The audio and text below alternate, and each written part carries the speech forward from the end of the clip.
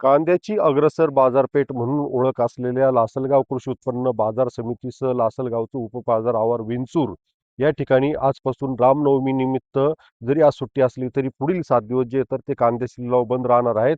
आपण पाहू शकतात की मी आता लासलगाव बाजार समितीचं मुख्य कांदा लिलाव बाजार आवार ह्या आवारात आलेला असून या ठिकाणी दररोज हजारो वाहनांमधून या ठिकाणी शेतकरी जो आहे तर तो आपला कांदा विक्रीसाठी आणत असतात.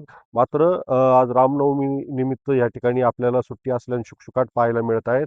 अशाच पद्धतीने पुढील 7 दिवस जे तर ते रामनवमी असेल, महावीर जयंती असेल, साप्ताहिक रविवारची सुट्टी असेल किंवा मार्च एंड निमित्त सुट्टी आणि व्यापारी 1 दिवसासाठी बाहेरगावी जाणार असल्या कारणाने 1 दिवसाची त्यांनी घेतलेली सुट्टी आणि मजुरांची उपलब्धता नसल्यामुळे 1 दिवसाची सुट्टी असे एकूण आता 7 दिवस जे तर ते या ठिकाणी आपल्याला शुकशुकाट पाहायला मिळणार आहेत.